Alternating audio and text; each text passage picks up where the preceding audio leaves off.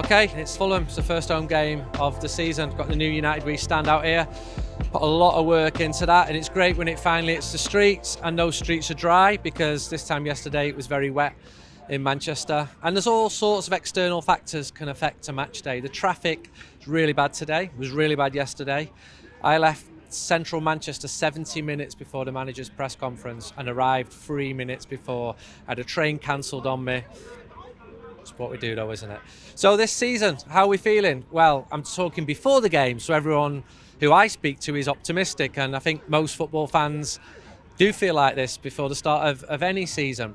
I think United fans, including myself, have been pretty pleased with the post-season transfer activity, the signings that have come in. Maybe a couple of players need to be moved out. I say maybe a couple of players need to be moved out, but they know that as well. But it's complicated because some of them earn too much money. Some of them are under contract and have the right to choose the club that they go to progress their career in the manner that they think is fit and most productive.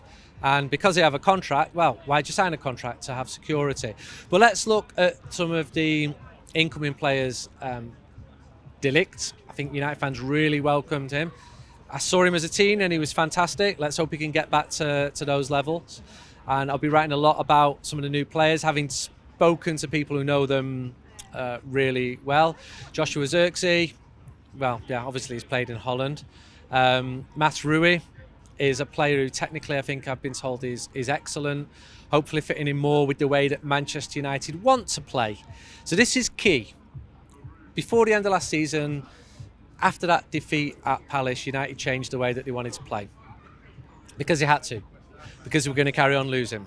So it was better. It was much better in the FA Cup final against Manchester City. But clearly new players needed to come in and players needed to move out. So Raphael Varane was the first to go. Antony Martial, who was never fit, costing a lot of money and was a drain on the resources of the club. Yes, it's a shame because on his day he could be good, but those days were too infrequent. No player wishes to be injured either, I should say that, especially in relation to Luke Shaw. Luke Shaw on his day is a very good, important player, but he's missed so much of his career at Manchester United because of injury. So already left back is looking like a difficult position for Manchester United. That's why the new players have come in. Maybe they can play. Well, they can play. So Dello could play at left back. Mazraoui could play at right back. Wan-Bissaka has gone. Aaron defensively was fantastic. Probably the best one-on-one defensive defender in the Premier League. But it's better for him to be back in London. He's got offered a big, long contract at West Ham. Be closer to home. And going forward, when he had time on the ball, when he had to make a decision, which the best attacking teams need to do, he wasn't always the best player. Rasmus Højlund, I thought he was really good in his first season. He's still learning, get back from injury, play like he did in the first few minutes against Arsenal in Los Angeles.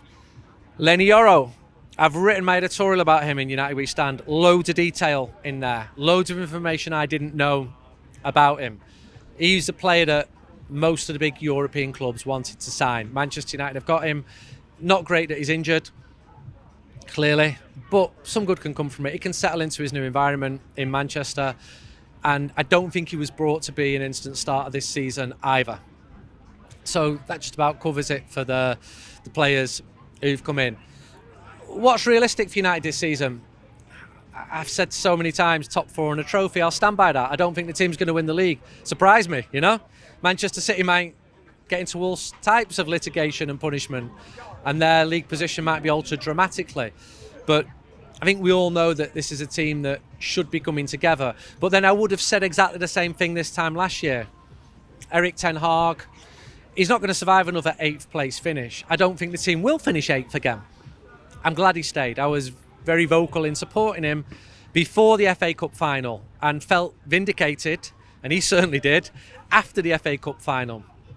And you can see his popularity ebbs and flows with results, and the new owners have got to take a bit more of a medium and long-term view on players and also on league positions and also on managers.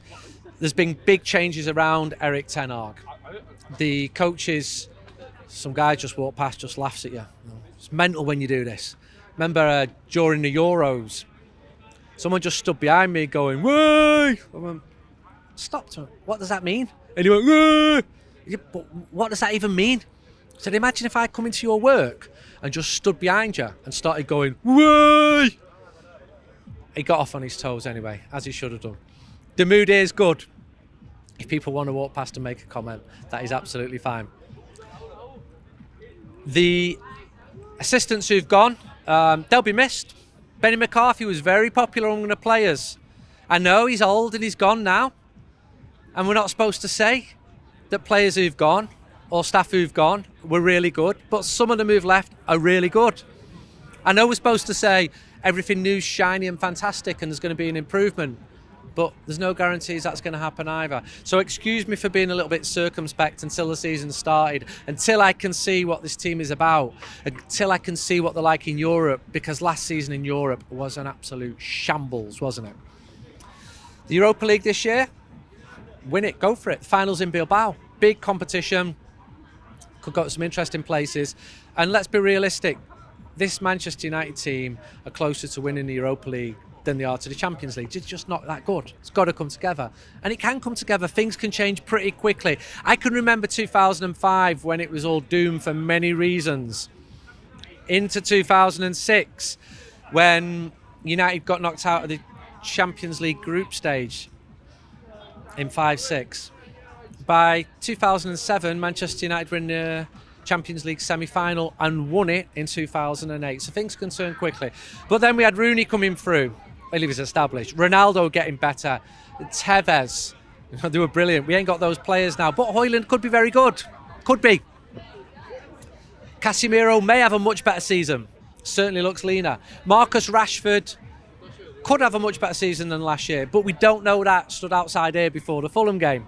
And if he doesn't, he's going to be criticised. And we're going to see the old issues rear their heads. Jadon Sancho, he's actually done all right pre-season. Ahmad has done very well pre-season. Ahmad's not Ronaldo, but he's doing well and he deserves more minutes and he's going to get more minutes. Bruno Fernandes, the captain, signed a new contract, deserved it. And probably Manchester United's most important player. Then we look at the defence, Super Jonny Evans, Harry Maguire, Lisandro Martinez, Onana. Onana was really bad at the start of last season and good in the second part of the season. What's he going to be like? These are all questions we cannot wait to see the answer to. Dalot, probably player of the year last year. So bring it on. Let's laugh, let's cry, let's feel the pain, let's feel the joy. Let's hope that Manchester United can hang on for a 2-goal lead when they get one, because that didn't happen enough last season. Let's have a big long ride all the way to May, hopefully in Bilbao. Hopefully another FA Cup final, maybe more trips to Wembley. I can totally get used to them. If you see us out and about, support United We Stand. We've done it for a long time. Loads of you do support it, actually. There's some of you who just think everything should be free. Fair enough. The people who support this, we absolutely love you. You can get it in digital as well. And we do all the podcasts that we do. I'll try and update this channel as much as I can, maybe from some interesting places. And, well, I'm ready for it. Bring it on.